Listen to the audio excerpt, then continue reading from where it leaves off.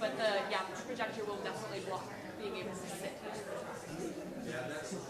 Because we can't, like, see it, the projector kind of stays in place, so it's not. But I mean, how far does the screen go down? I don't know. It goes down. It goes pretty far. Oh, okay. Thank you. I am. Or the pale blue dot group, not the blue star. The pale blue dot. Thank you. Nobody else has gotten my reference. They just keep looking at me and like, what? And I was like, come on, work with me here. Come on, we're old enough. We should. Nobody's appreciating it. I think we're pretty much back. Nobody else has gotten it.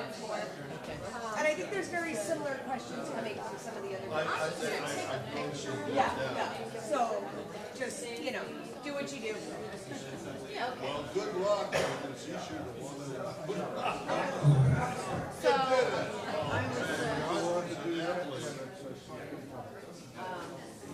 I don't think it's new. I was going to be prepared when asking some of the questions to show the picture that correlated with that question. I don't think. But they don't think that will work with us. Yeah. We're just fortunate. I had conversations with you probably about a year and a half ago regarding the down Zoom. I'm with Rutgers University, and we've been developing therapeutic interventions to promote spiritual awakening, and we're trying to interest people into believing it's real, and we do a study and we demonstrate it. So I just wanted to touch base because we had a conversation, and you're here till when? I'm here till Sunday, so I'm here. Then I can grab you. But I directed the dozer I know, program you're for not. our ticket. I'm not now, but I can. You'd be interested anyway. I'd certainly be interested, and also I can help connect you with Katie Hinman, who is the director of this meeting. Okay. Yeah, because I'm not sure where to go yet next. We just submitted the publication. We're waiting for peer review, but I can tell you more. Super cool. Oh, it's that was really why we did it.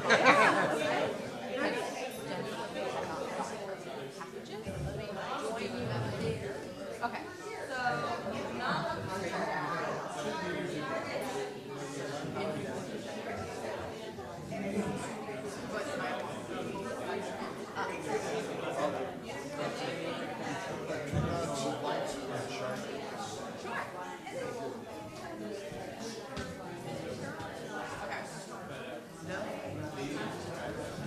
So you are the one seeing microphones. Okay. So these phones are wireless. We could just give them to you. And we do have one wired one, so I can just pull that up there and make it work. So this is check the battery on the app. They're a little one?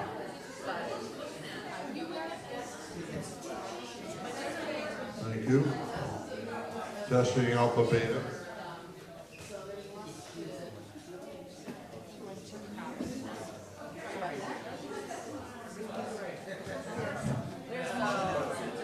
You just don't want it, so she is. Oh, it's just going to be up there.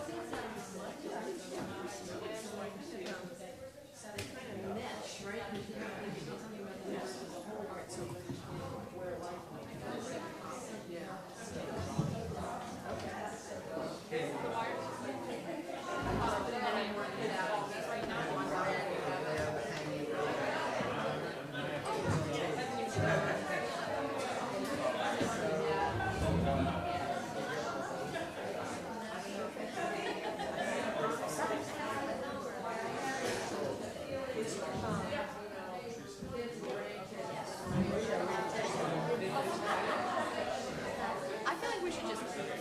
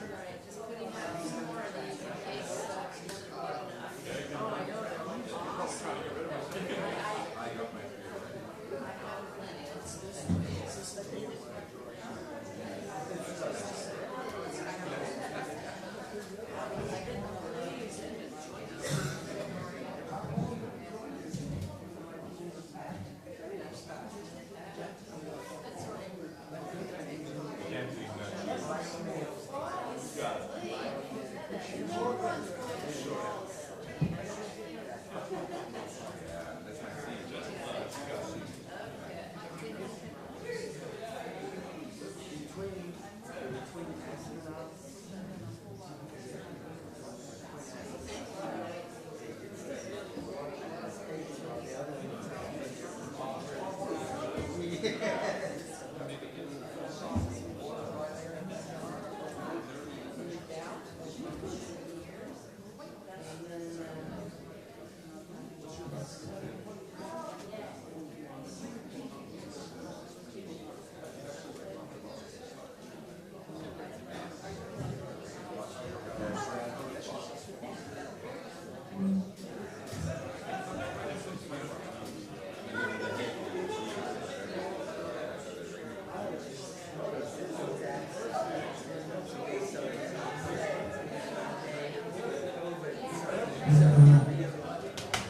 gonna get my water bottle and join you.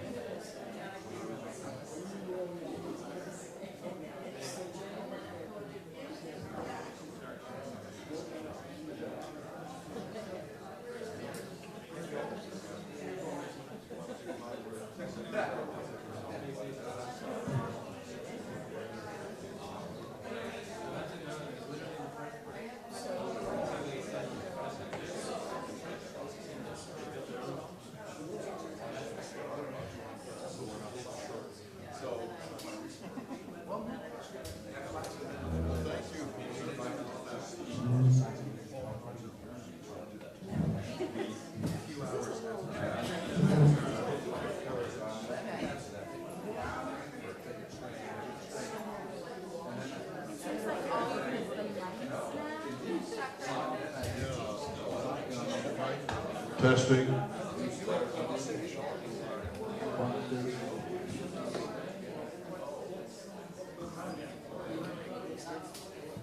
I'll probably be like talking with him, so.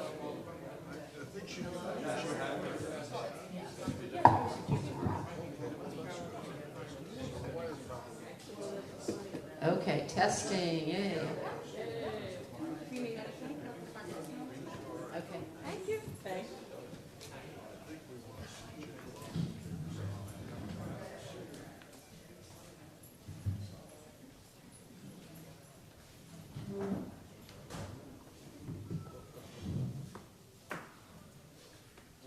I could, I wanted to explain to you what these are. Should I do that one?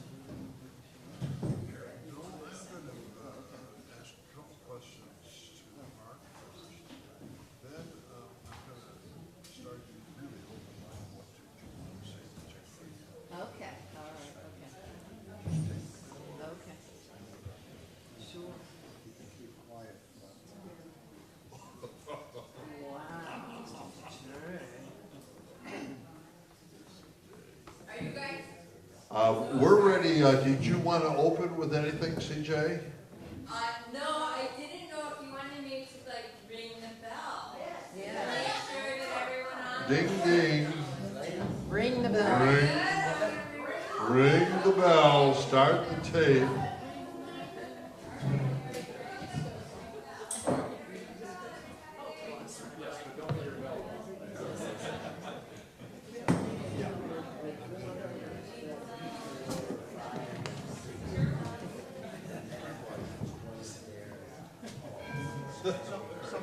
All right, we're official now.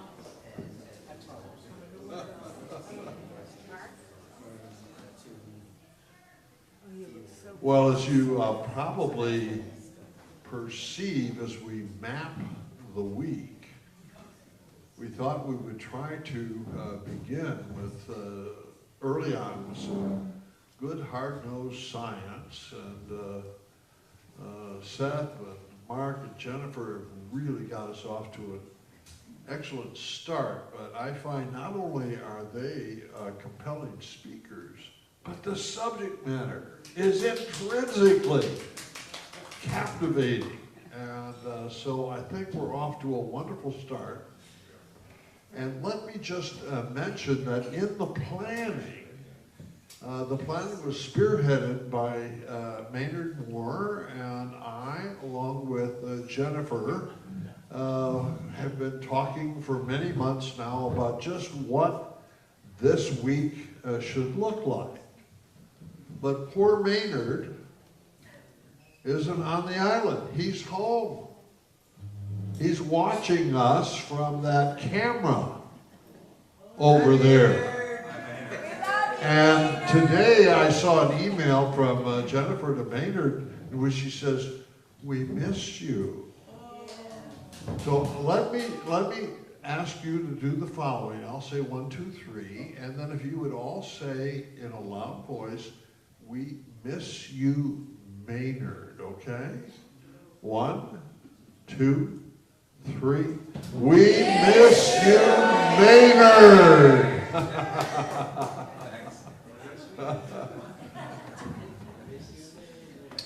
Well, let's ask some questions of our two major presenters today. And I've got questions from the dialogue groups, and I'll pose them. We'll probably have more of those tonight than we did last night. There will still be some room for engagement with those of you sitting around the tables. And when that happens, speak loudly, but I'm going to repeat your question. Tell us to whom it's addressed. I'm going to repeat your question into the microphone so that people online will know what was said.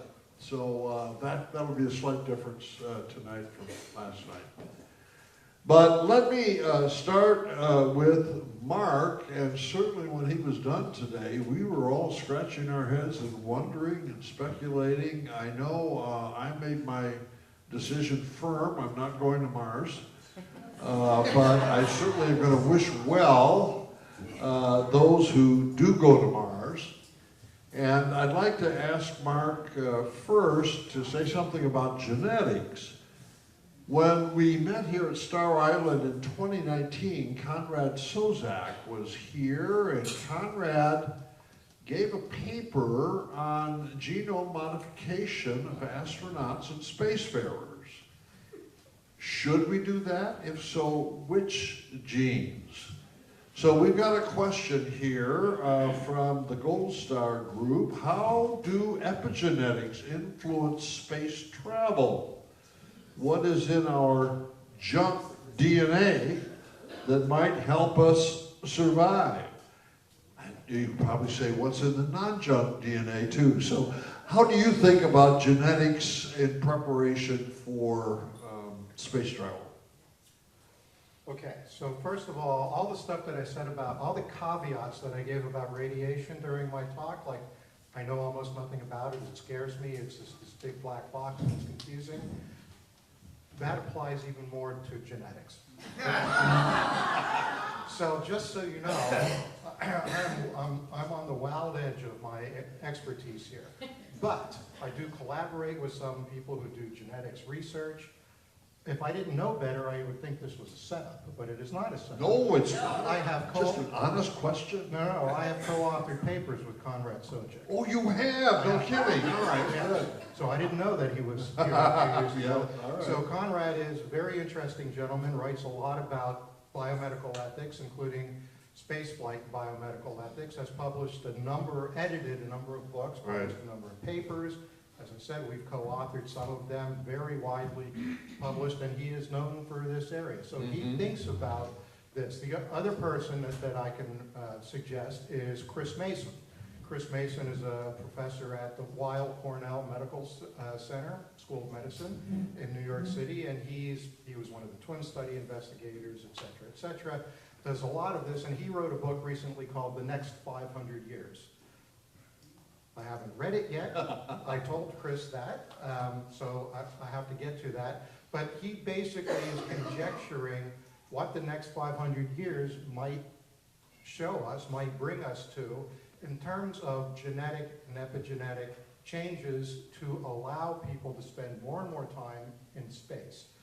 One of the big issues, one of the big questions is whether or not you reach a point where you make modifications. They don't have to be genetic modifications. They could be other types of artificial body changes that you impose on somebody to make them more amenable to spaceflight.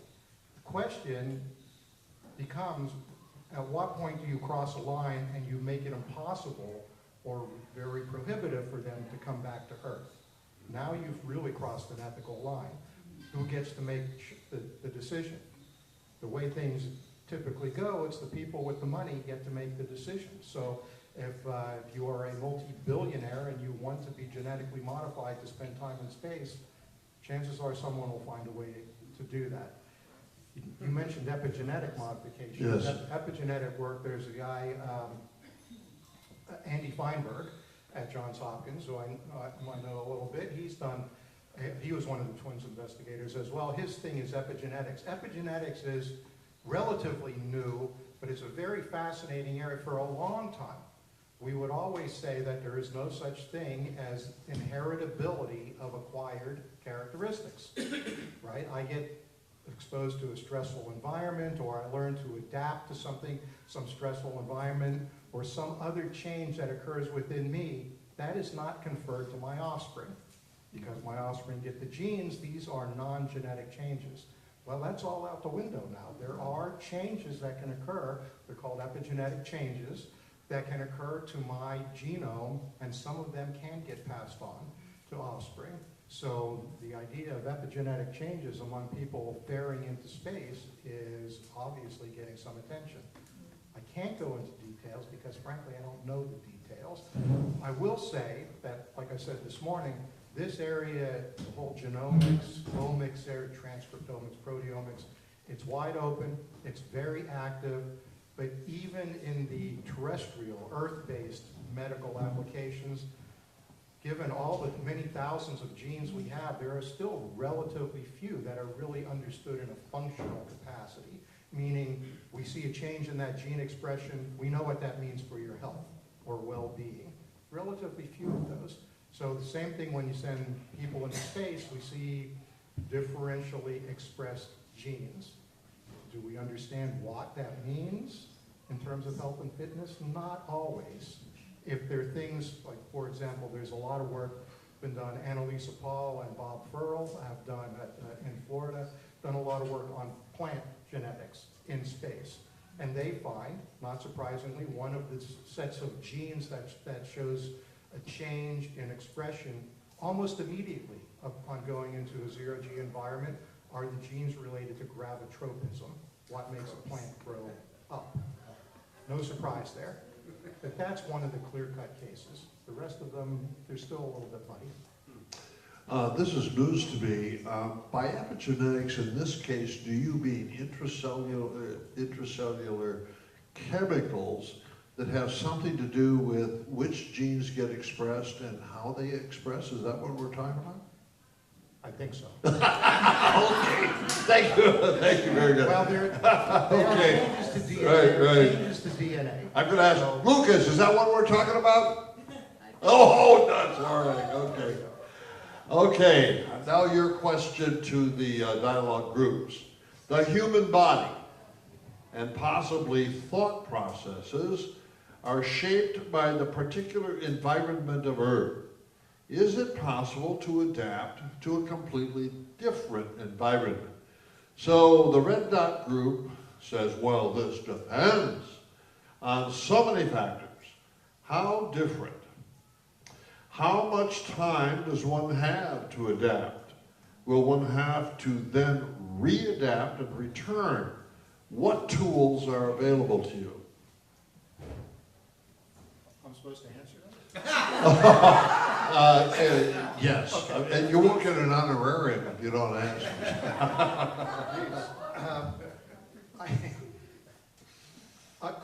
Those are obviously the key questions. Those are questions of research. Let me address the last of those questions, the question of adaptability, because we know when astronauts are selected, professional government astronauts, they are selected for being very accomplished in certain areas, people who know how to manage risk, not daredevils, but people who understand how to engage in risky ventures and make those calculations. and people who have become good at things, people who are extremely skilled. So we know that they know how to learn something in great detail, but we don't yet know what the biomarker is for that ability. The ability to learn, to adapt, to be flexible, to be resilient. The only way that we know of to assess it now is to pick people who have demonstrated it. So we don't, and that has worked out pretty well for us. But in the area of commercial space flight, as missions to Mars become more challenging, we would really like to be able to find we call them biomarkers. They could be genetic, they could be physiological, could be behavioral, that says you are going to be a good adapter, you are going to be resilient, you are going to respond well to the unknown unknowns. You maybe not so much. Doesn't mean you don't get to fly, but it means maybe you're going to have a different role than you will have. So that's the one thing I do know a little bit about Right. there, is that that's a real dearth of our ability. It's one of my research areas, is trying to figure out in Sure. at least one small area where those markers are. But those questions are the right questions. About 3 different groups want to ask about sex. So do I. Looking ahead to a colony, or probably we should say settlement, of Earthlings on Mars, what about sex, reproduction, that is to say bringing children into the world, and then related things that have to do with family life and in a colony. In your mind, how do all those things fit together? My particular group was really worried about sending 6 men in a spaceship, you know. Yeah, shouldn't it be 3 and 3, or shouldn't it be some other combination? So what kinds of considerations are being talked about in terms of both the immediate future and then the long-term settlement future? Okay, I don't know what's being talked about internally. Yeah. So, you know, I don't go to the Monday morning astronaut meetings where they have discussions about these Right. things. Or I know people who are in the medical side for SpaceX, Blue Origin. I don't know that they're talking about this either yet. Maybe they are. Somebody inside. It's a Conrad Socek type of question. Yes. And as a matter of fact, we were both at a conference in Italy last year, and his talk was largely about, so what I'm going to say now is, I was talking to several people after my talk this morning, so those of you I was talking to, sorry, you're going to hear a lot of the same thing again, because we touched on some of these topics. Mm-hmm. But Conrad is very concerned, and rightfully so, that if you are starting a settlement or a colony, women play a special role in the reproductive process. And if the job is to colonize and have successive generations reproduce in a colony or in a settlement, the record of human history in this area is not promising. That pressure will be placed on women to reproduce primarily, and secondary, and the technical roles or anything else would become secondary. So he's very concerned about that, and rightfully so, and has written about it. So you have to think of all these ethical considerations. Now, the thing that I did say this morning when we had our little discussion was, in terms of sex and reproduction in space, the people who know aren't talking, and the people who are talking don't know. So, that's the case with a lot of things. A lot of institutions, that's right. Yeah.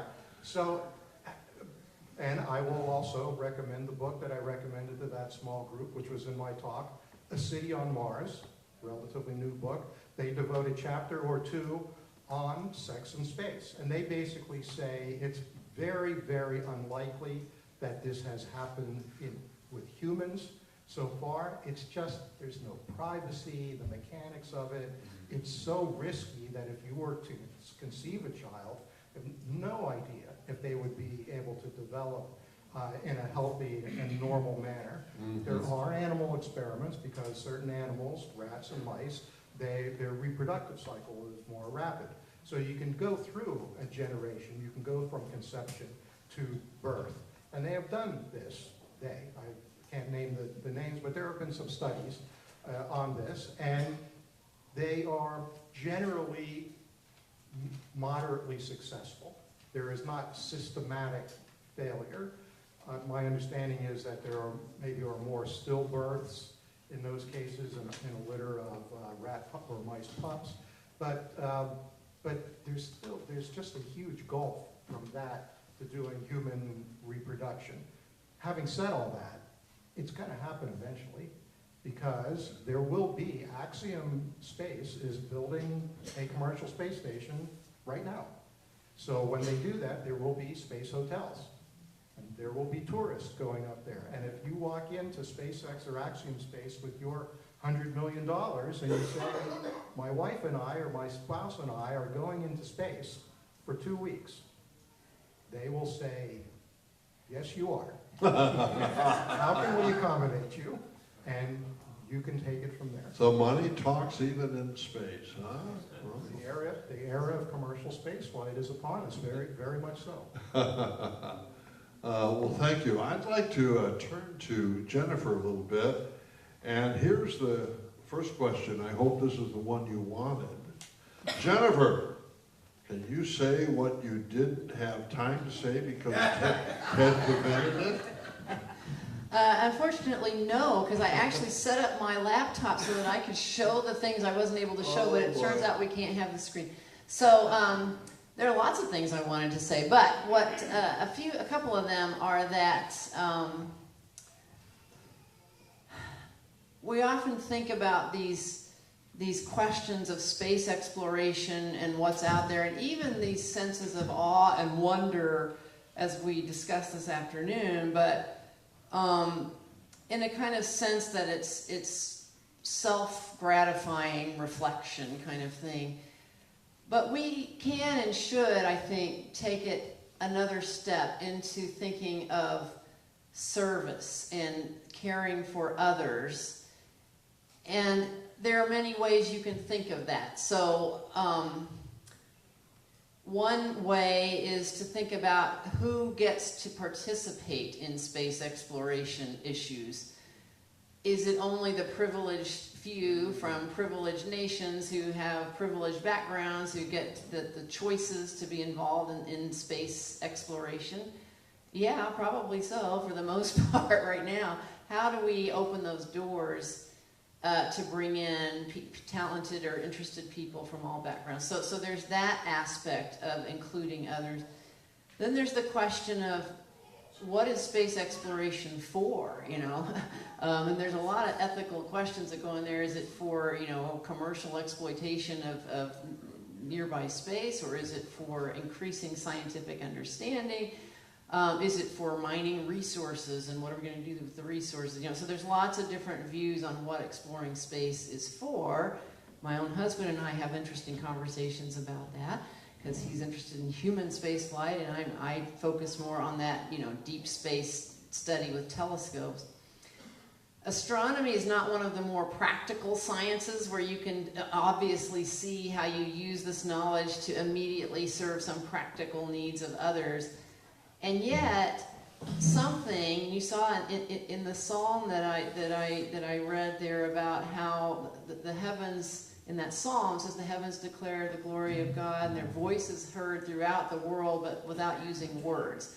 You know, there's something about looking, and I think that's true for all nature, that uplifts people from every culture and every background.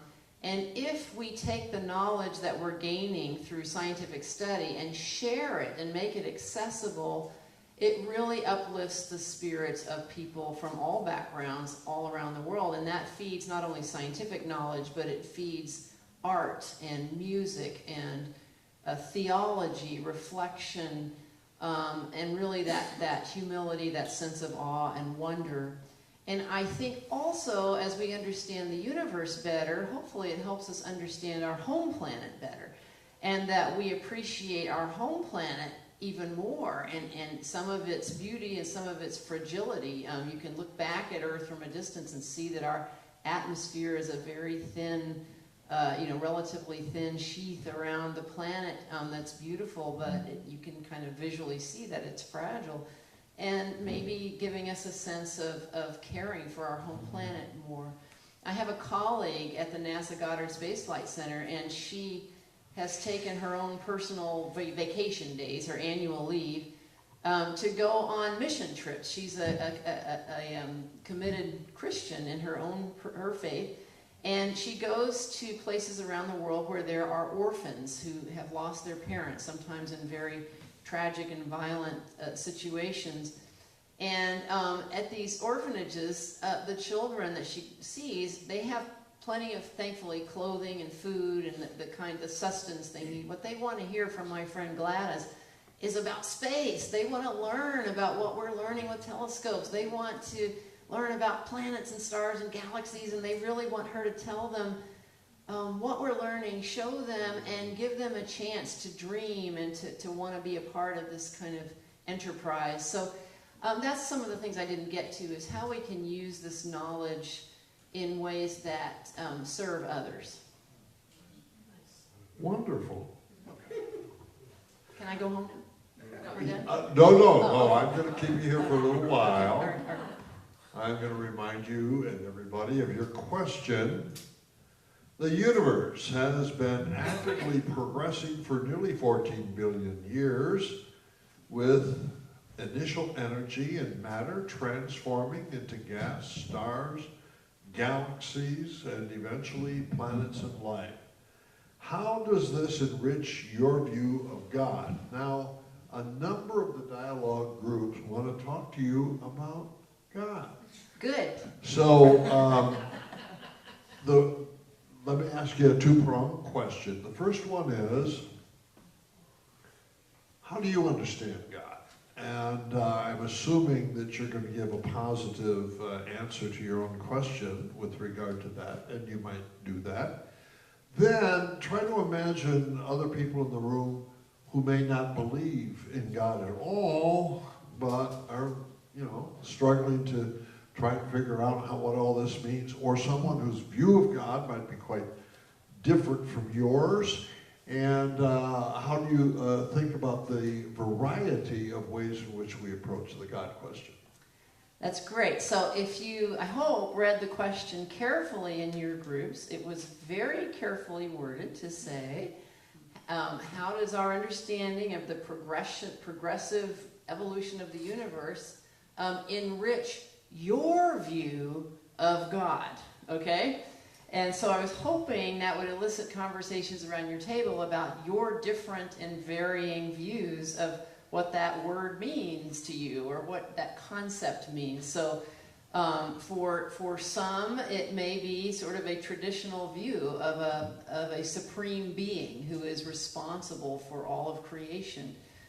For others, you may not have that sense at all, but you're wondering if there's something more than just the material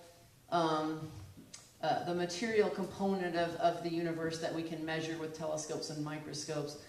Some may even feel that the universe itself is kind of quote unquote God, as where all things come from. So I'm more interested in your answer than mine, but I wanted you to discuss whether whatever your view of God is or isn't, or maybe you're not even clear to yourself about what that word means.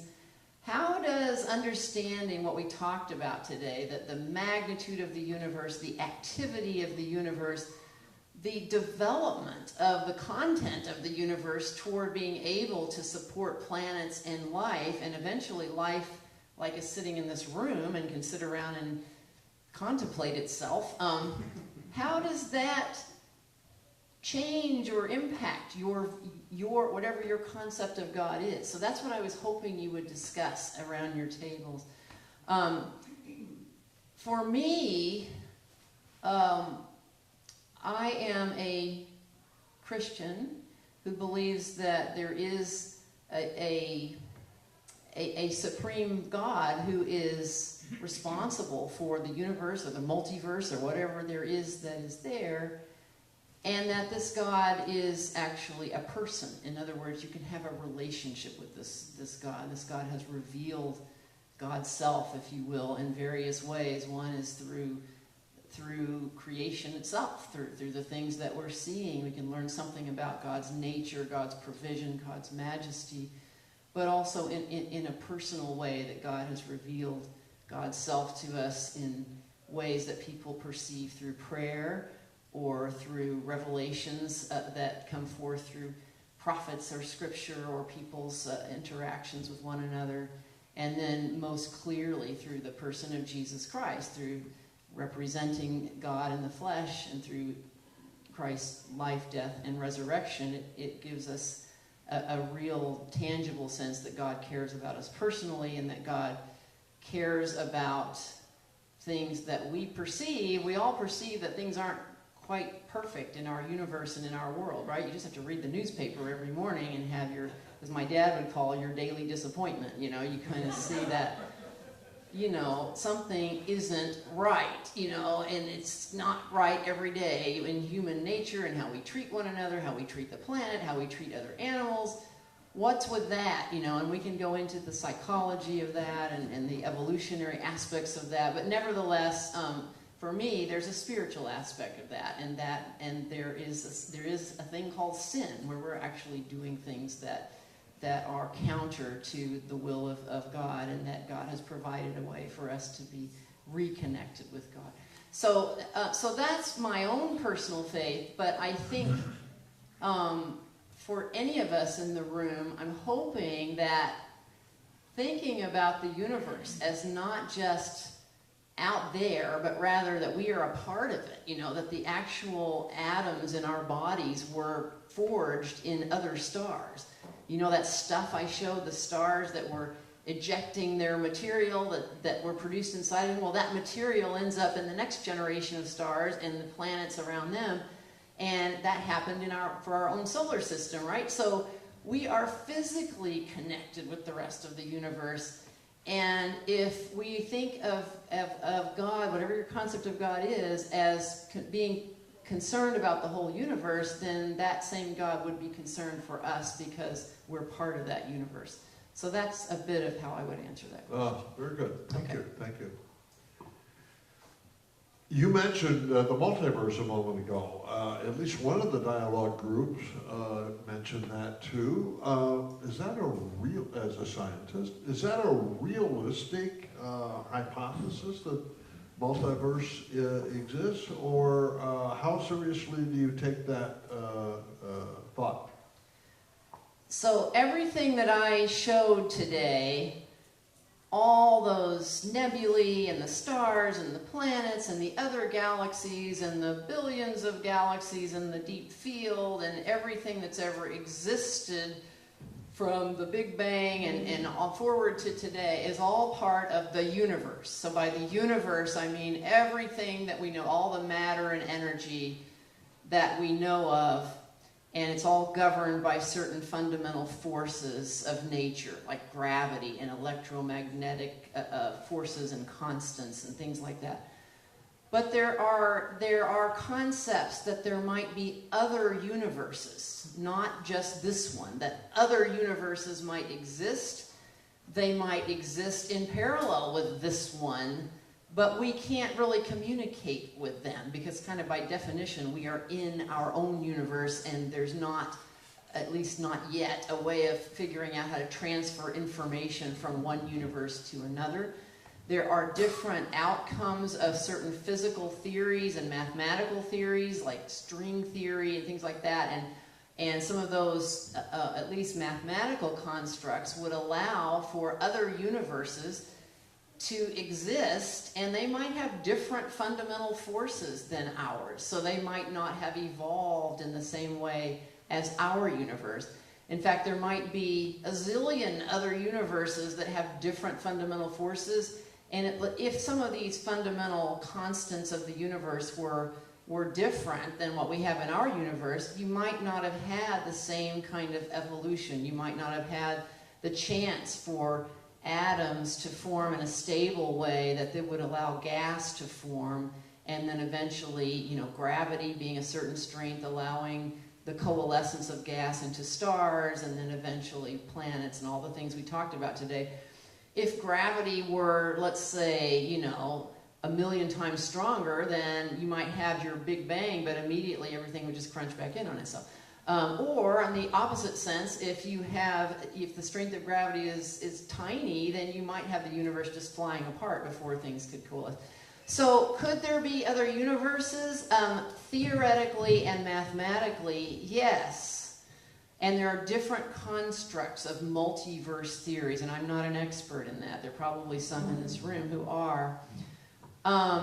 But some people think that this is a theological problem, because if there are other universes, then maybe this universe isn't special, and that gets us back to that same old Copernican thing, right? So if we're just an accident in a big multiverse, and we just happen to be in the one random universe that has just the right fundamental constants so that you can get stars and galaxies and planets and life, then does that kind of, again, make us feel like there's no purpose for us and all that? But I think, to me, that just moves the philosophical question one step farther back, which is, why is there, you know, the old question, why is there something and not nothing? You can kind of ask the question, well, even if there is a multiverse, why were there conditions ever set up in the first place so that you could have a multiverse of which even just one of them might happen to pop out to evolve self-reflective life, you know? And so it doesn't actually, to me, change anything philosophically or theologically. It just enriches, again, the whole realm of possibility of what might be out there. Well, I firmly believe in the multiverse. My wife, Karen, when she watches Fox News, she says, that's a whole different universe. Okay, now a thinking cap question.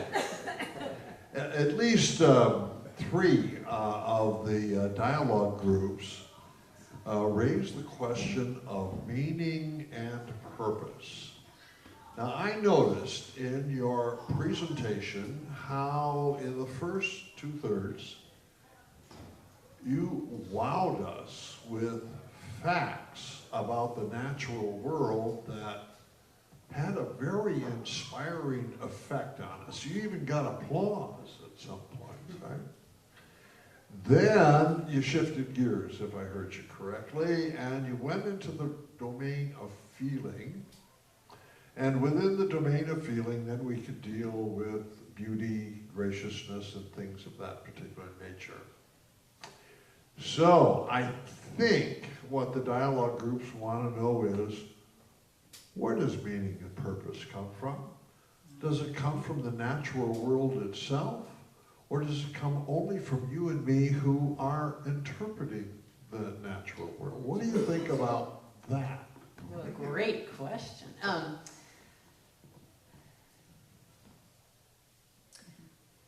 I purposely presented that concept without a clear consensus agreement, right? I mean, because I showed you that as we march through our growing understanding scientifically of the universe, it is quite amazing that, at least in this universe, and again, there may be other universes, but in this one, it does seem pretty clear to me that there is a progression from initial energy and light, you know, sort of the immediate products of the Big Bang, and as the universe expanded and cooled, we have this progression that we can see by looking, you know, more and more distantly with our telescopes. We can see the first stars and the first galaxies as they began to coalesce in distant time and space. We can see how that has changed with generations of stars coming and going in galaxies, and now in our current epoch we have galaxies like our Milky Way that have stars that are not first-generation stars. Our sun is not a first-generation star. It was constructed out of material that was ejected from previous stars. So that's really cool. And that's enabled solids to form around our planet with those heavier atoms that were formed in previous generations of stars. So we can have planets, we can have life. To me, that progressive vector is not a proof of purpose, because as you see, when you ask the intellectual elites of the world whether this scientific picture that they pretty much all would agree is the state-of-the-art knowledge right now, whether that signals that the universe has a purpose of eventually bringing forth life, they have different opinions, right? Some very strongly, absolutely not, oh, absolutely yes, So that's a philosophical question. How do we know if there is such a thing of purpose, and do we generate purpose ourselves? Well, of course, in some sense, we do generate purpose ourselves, purpose and meaning, That's part of being human, is trying to understand what is the meaning and purpose of my life. And we all construct for ourselves and for our families a sense of purpose and meaning. And hopefully, most humans need something beyond just survival. We need food, we need water, we need shelter, but we need something beyond that to give us a real reason to feel whole. And so we do construct our own meaning and purpose, I think, in our own cultures, in our own psyche. But I also think there's some evidence by looking at this progression of the universe that it's congruent, not proof, but I think for me it's congruent with a purpose for the universe. And I don't think that we are the end product, right? I think as you kind of look toward the long-term future of the universe, it's actually kind of dismal. If physics is all there is, then the universe is going to continue to expand, and everything eventually is going to burn out, die out, and freeze out. So, that's not very, that doesn't seem like there's much purpose. But that's where, for me, that's the physics is part of the story, that our coming into being and being able to relate to one another, and I would say relate to God, is a major part of the purpose, but it's the universe alone is not the full story. And that's where, for me, the other ways that a personal God has given us more information, more hope, more sense of a future of hope comes into play. So for me, the idea of purpose is both self-generated, but also I think there's evidence of external signs of purpose and meaning as well. Well, thank you very much. I've got a couple more briefer questions, but I've got one for Mark here from the Red Dot Group, and I'll read it here. The answer to your challenging question is, this will also depend hugely on whether this is the settlement on Mars or whatever, that this is a planned mission or a desperate escape attempt. I hear it commonly said, maybe you do too, oh, we're going to destroy the fecundity of planet Earth, so we have to escape and do it all over to the next planet. Do you ponder these things? I ponder them, I don't lose sleep over them. Because, again, sorry, I'll refer to A City on Mars, because I just recently read it, and it lays out some of these things, and it points out some things that are kind of counterintuitive. But first of all, the safe haven idea, like we got to get out of here because something really bad is going to go down here on Earth, even from our own creation or a natural catastrophe or something like that. Jennifer said, start this afternoon, start packing your bags because eventually the sun is going to expand and wipe us all out a couple billion years or so. So those kinds of things. But the book, it's not just the authors of this book, this point has been made by many others, that by the time you would be able to prepare a place like Mars to to really inhabit on a long-term basis, you really would have been better off applying that same effort to fixing the problem on Earth. I mean, Mars it's a terrible place. And again, like a discussion I had with somebody earlier today, even if there was a nuclear winter, a climate catastrophe, Earth under those conditions would still be better than Mars. I mean, Mars, it's a terrible place to live. We need to go there, we need to explore it. We need to consider living there, but it's not just, it's really bad as a safe haven.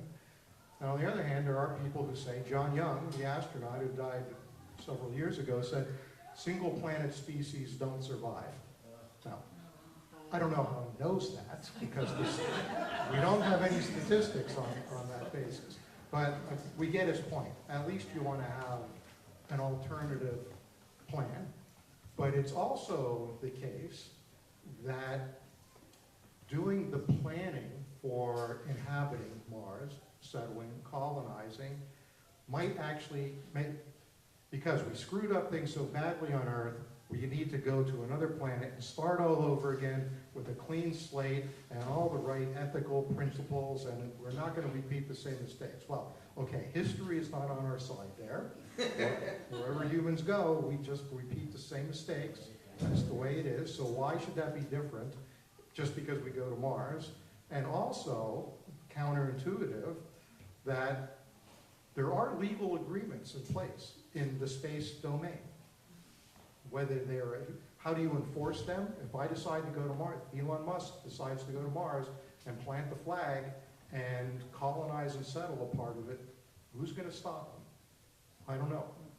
Nevertheless, he would be violating international agreements, thereby perhaps bringing us closer to conflict on Earth. So you think you're solving the problem by going to another planet, you could be making things worse on Earth inadvertently. So there are really no simple answers to these things. So I do think about these things in the long term. I think about them in terms of the fact that when you go to Mars, even when you're talking about long duration missions to the moon, you're not packing for a vacation. You're packing to take your world. And so that's the kind of thing that I think about. The 3-year Mars mission, yeah, you can get away with some pretty rudimentary considerations. But if you want people to really thrive, you have to treat it as if they're taking everything that's important to them, even on a short-term basis. And eventually that'll become more elaborate. Then we can talk about settling. I was really hoping for a simple answer. I'll give you a simple answer. Oh, I see. A simple answer would be wrong. Okay, this extends the current discussion. One of the dialogical groups want to know about the psychological aspects of having a group of high-achieving scientists in a small space for a long time. Let me tell you a story to amplify the question. About 10 years ago, I went with a number of astrobiologists on a research project to a place you probably know, outside Tucson, Arizona, where we have this dome laboratory for settlements. What's it called? Biosphere. All right. So I went into the biosphere, and here, gee, we had a jungle with weather, and the plants produced all the food that you need, and everything that we were packing for was available there. And the experiment that had just finished was to put 6 people in the biosphere for 1 year and see how the psychological dynamics, as well as taking care of themselves, would work. After 6 months, they abandoned the whole experiment. And I talked with a husband and wife who were 2 of the 6 people. Why did you abandon the experiment? They said, we had to before we killed each other. They could not get along. So with that kind of thing in mind, how do you respond to this question here? What do you think? I will say that on NASA's hierarchy of lists, I alluded to that a little during my talk. This was my job for 3 years. NASA is very rigorous about even squishy things like human behavior and medicine, things like that. So they're constantly reprioritizing the major risks to human health and performance in long-duration spaceflight. And for currently, at least last I checked, this is all transparent, by the way. You can go to the NASA website and look this up. Radiation was high on the chronic radiation effects, short-term radiation effects, acute radiation effects. If there's a solar flare, those are like the top 3, and then it starts to filter down. Now, what they call behavioral health and performance, BHP, the psychological and psychiatric issues is, if not the top, one of the top 2 or 3. And it's holding that place of honor for quite a while, because we do not understand these things. NASA does a lot of teamwork research. One thing that apparently is pretty clear, if you're talking about a 4 or 6 person mission like something to Mars, you don't want to send all men. That becomes kind of apparent pretty quickly. Actually, 2 men would be too many. Yeah, it's kind of a no-brainer, right? But there are nuances to it. You do want people, especially when we're talking about very ambitious missions like Mars, where you want people who can, there's a term for it, and I forget what it is, but people who can change their roles appropriately. Sometimes you need to be a leader, sometimes you need to be a follower, sometimes you need to be a strong commander if you're the commander. If there's an emergency, we're not taking a vote here, right? The commander says you do it, you do it. If you're there for 3 months, 6 months, you're exploring every day, you're figuring out the schedule, what rocks do we pick up today, what crater do we go to? You know, the commander does not dictate that, should not dictate that. So the commander needs to know when to stop by, to step back. So flexibility of roles, these are the kinds of things that you start looking for and training. But Ted, your point is exactly right. No matter how well planned these things are, no matter how well you think you've accommodated the known risks, it's the ones that you either haven't recognized or have never appeared before that are going to be the things that kill you, either figuratively or literally. So my point of view, this is not a popular point of view necessarily, certainly not within NASA. My point of view is we're going to miss something. By its very nature, there are going to be things that happen on something like a Mars mission that we haven't even thought of. So the idea is you mitigate what you know about, and then you figure out what is it that makes people and missions resilient so that when something really drastically bad does happen, they don't just throw up their hands and say, we're done here. They say, no, we're going to reconfigure this thing. And it's more than just personal grit, right? It's the way you organize the mission, it's the goals of the mission. Can you rearrange the goals of the mission to still do something productive rather than saying, well, you know, we were sent here to do this, we can't do this, therefore all is lost. So how do you enable people to? Right, well, as a Christian theologian, I think of a Mars settlement as interplanetary sin transfer. Them's fighting words. Well, but that's just what you said, though, that we would bring ourselves and all of our tendencies with us wherever we go. It doesn't have to be that way, and certainly on an exploration basis, it doesn't have to, to go for a year or two at a time. And then while we're working out the details of how to do it. But you're right, we take our bad qualities with us. That leads to a question that appeared in a couple of groups, and let me tell you a background story. I was talking with a NASA engineer on one occasion, and he was speculating about the O'Neill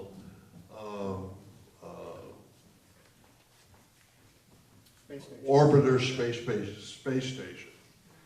And he says, we are not going to let anybody go to the space station who's religious.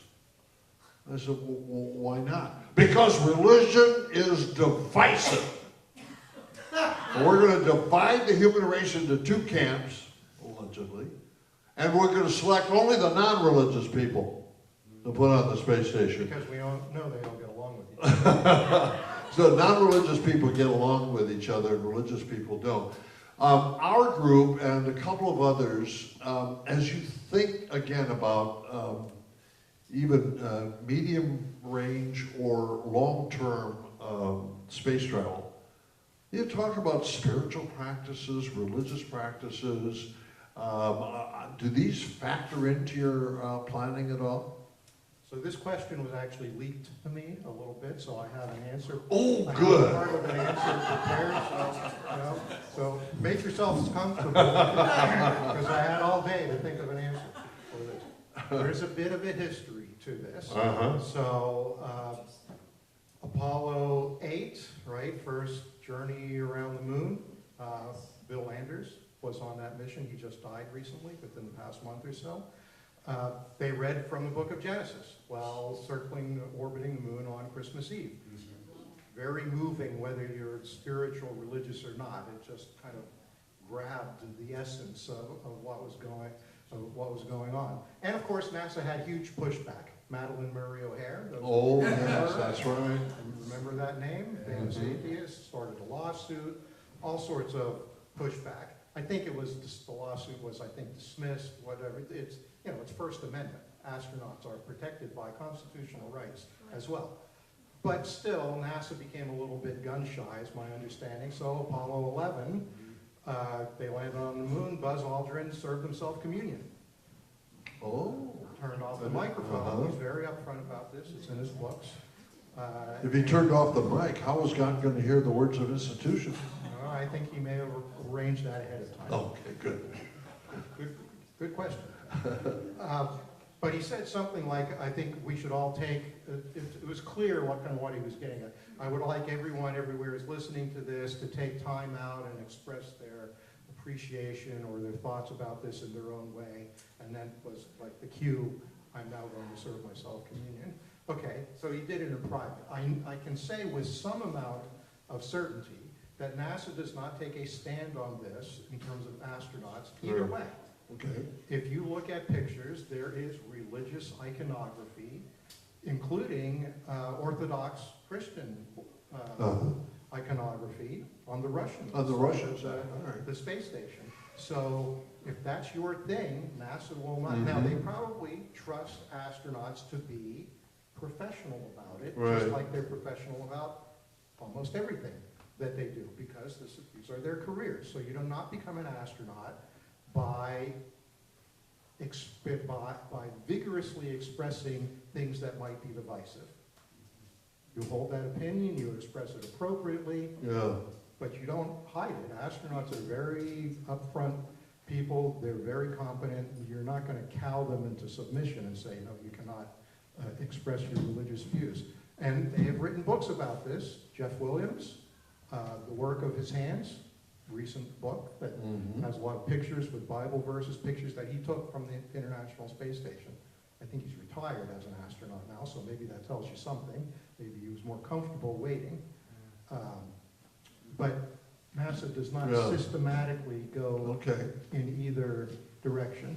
The example that I did tell somebody, right now, Mike Barrett, who I know moderately well, is on the space station. Right now, if you look at his NASA bio, there's a section on there that says personal interests and blah, blah, blah, the usual things. Mountaineering and this and that and, curing cancer, all the typical astronaut things. And then it says church activities. So they find a way to get this. Right. They find a way to get this out there. There's also an astronaut, I can't remember his name, I wish I could, but who's taken a portion of Torah from his synagogue that was kind of blessed by his synagogue, and he took that portion of Torah up on the space shuttle, and then brought it back, and then it's kept in a very special place in his synagogue. Jeff Hoffman. Yeah. Well, later there's another one that, later this week we'll hear from Schwab, and I hope you can tell us whether an astronaut needs to face Mecca in prayer or not, and how to do that. So include that in your talk if you would, please, yeah. That has actually happened. on the Oh, it subject- on the has? subject. Uh-huh. Yes, they flew above one Uh-huh.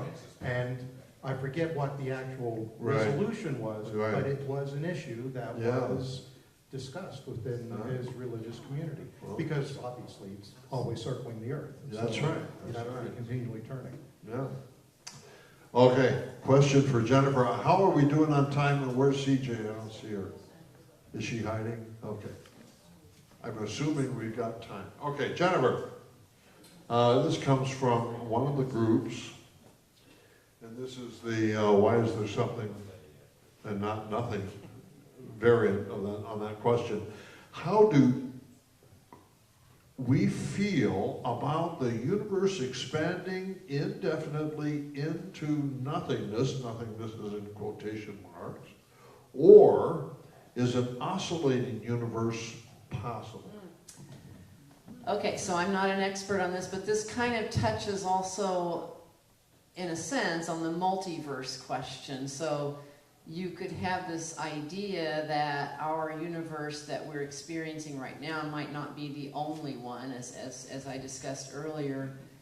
But there also might be scenarios where the universe we are experiencing has sequential, births and deaths.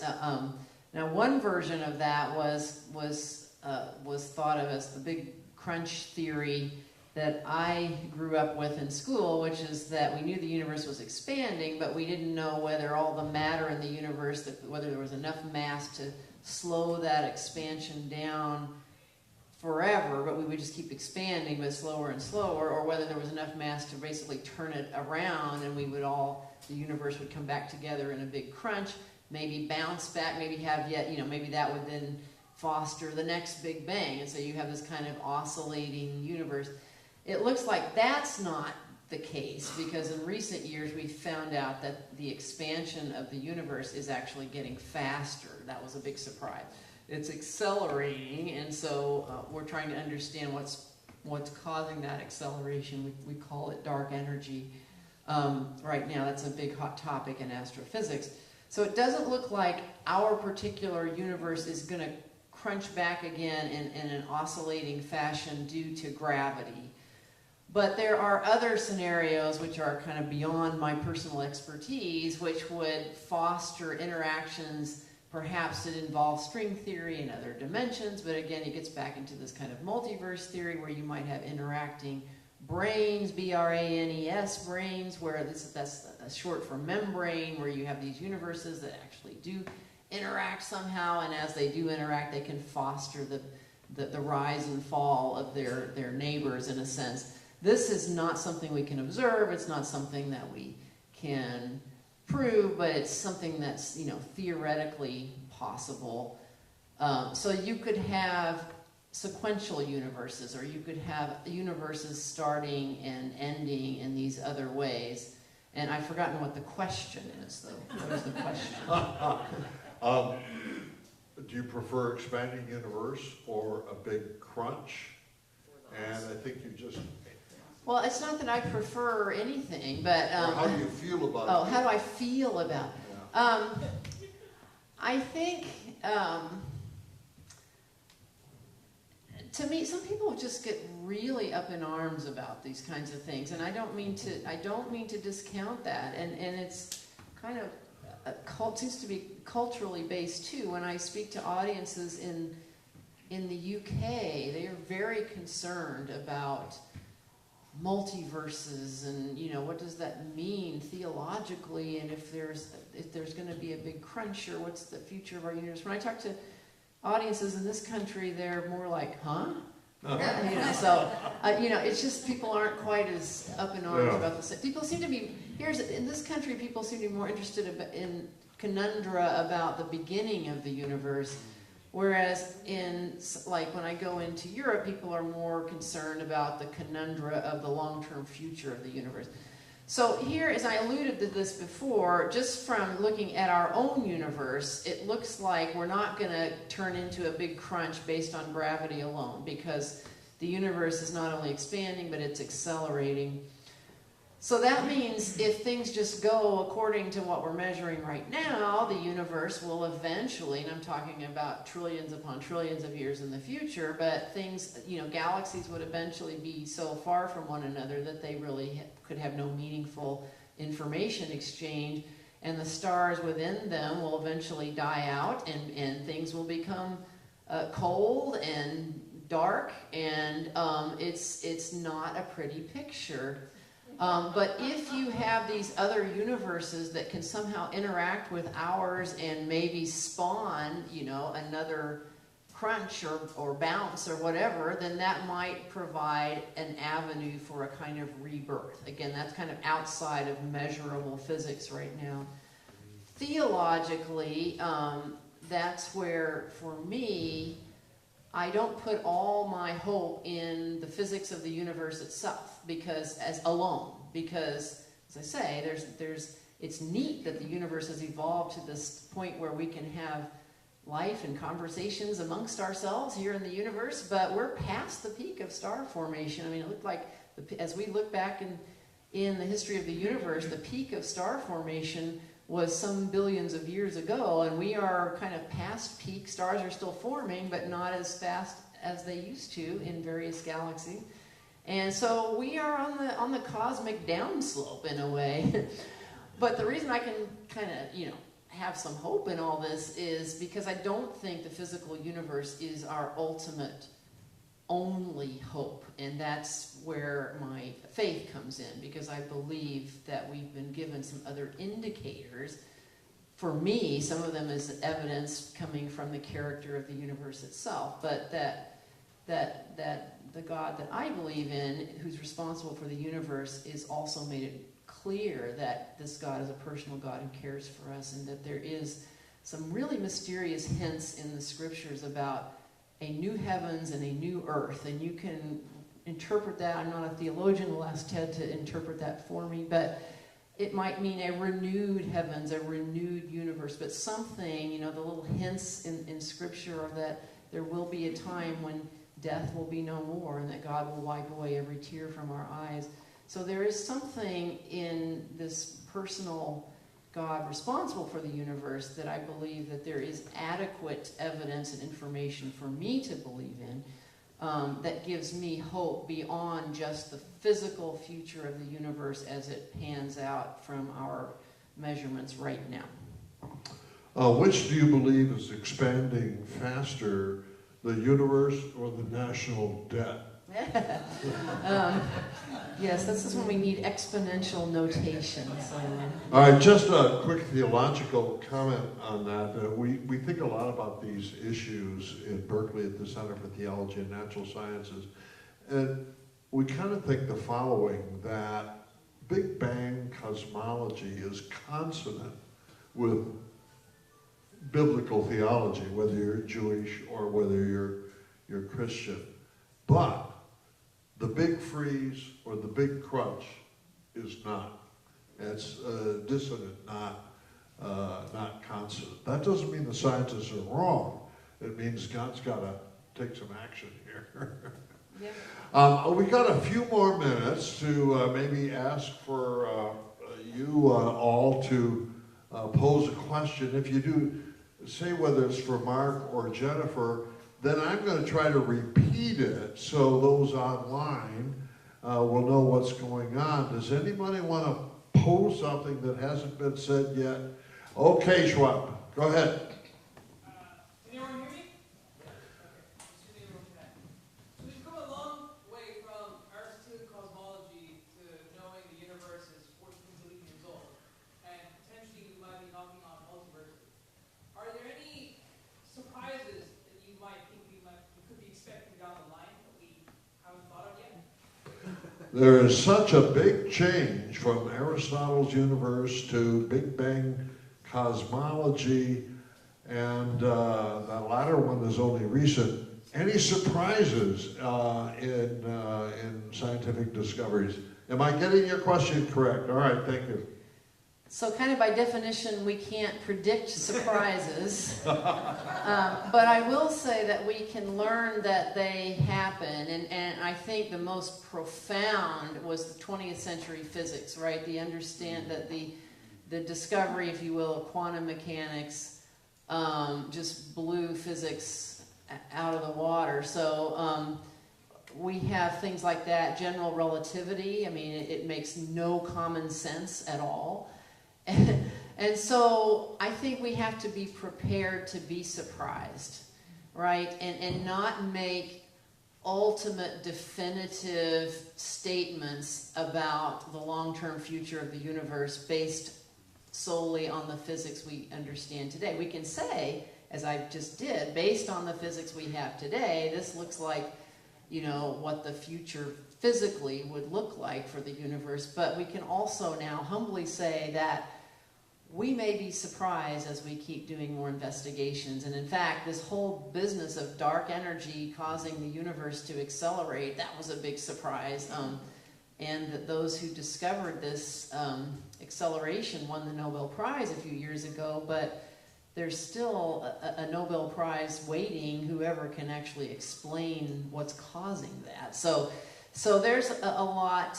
We're being surprised even more locally as we discussed here about looking for life beyond Earth. We haven't discovered any life beyond Earth yet. But what we've been surprised by is this whole planetology, the business of finding planets, these exoplanets. Exo means outside our solar system. So exoplanets are all these planets we're finding outside of our own solar system.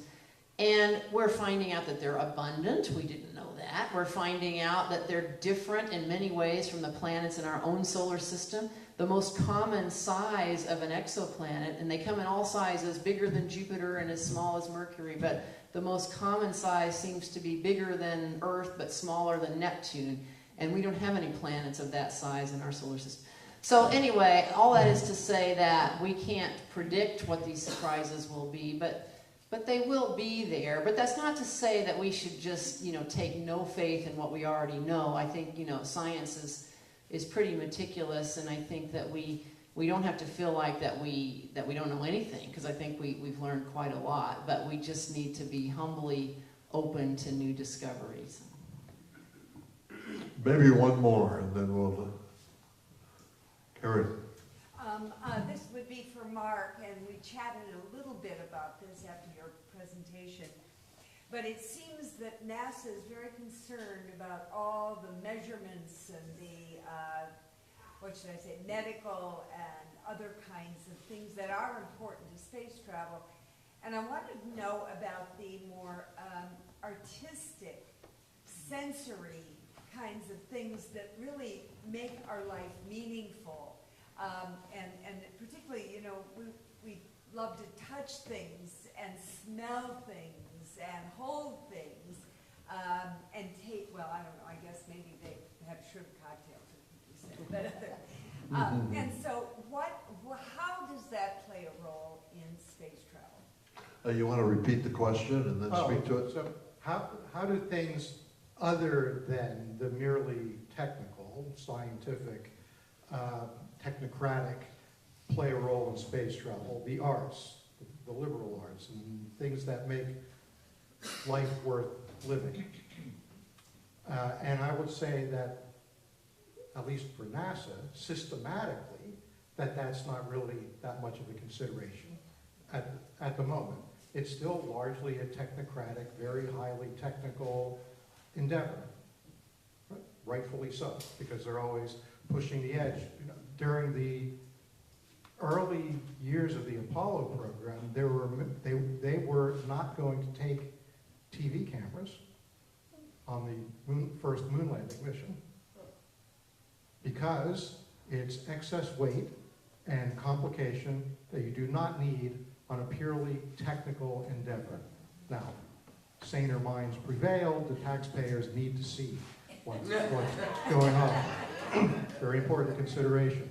But that is some of the thinking that's prevalent. A lot of the early astronauts very strongly pushed back on anything that would be perceived as just science and therefore not necessary to the accomplishment of the mission. Now, we're talking about Mercury Gemini program, 60s.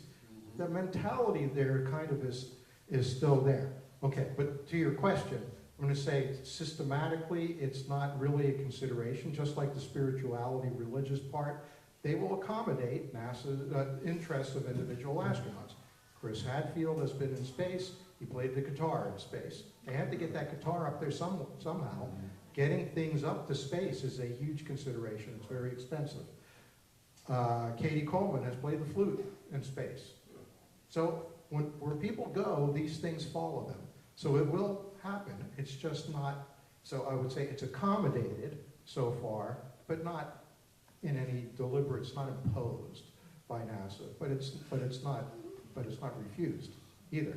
But it will become, so I also wrote a little paper a few years ago, co-authored, talking about Maslow's hierarchy, right? You start with the very basic. That's a good idea. Right? You need to breathe and eat and sleep, and then it works up from there. And how would those things impact the design of missions, and how can you best accommodate? At least don't rule out the ability to express those higher level. So if the astronaut is up at the point of the rocket, then the astronaut has a peak experience, right? There you go. It doesn't get any better than that. Okay, we're going to wind down, and I'm going to give our two scientists the last word. Do you have a last word for us, Mark? What should we take away? What I want to take away is this is something that I usually give in my talks, but I didn't get a chance to today. Alluded to it a little bit in private conversations. Okay. The thing that I was getting to, if you really were reading between the lines in my presentation, is that crazy stuff happens when you send people into space. We have a handle on a lot of it, but we're continually surprised. So what we really need in this business of human spaceflight is a way to assess and engender resilience in individuals and in missions. In other words, like I said before, when things start to go wrong, which they will by definition on something like a Mars mission, how is it that you, by design, have still made it possible for that mission to be successful, which, by the way, will have great benefits on Earth. So a lot of times people will complain to me, people with otherwise good intentions will say, well, you know, astronauts are very special people. They do not represent the general public. Spaceflight has no spin-offs of any relevance to me and my personal life. We shouldn't be sent, it's a waste to send people into space. And I say, quite the contrary, it's an isolated, confined environment. We measure everything. Astronauts are very special people in peak health. Therefore, we've removed a huge number of confounds. If you tell them to exercise and eat right, they will exercise and eat right. That is not the case for experiments on Earth. So this is a great laboratory. So we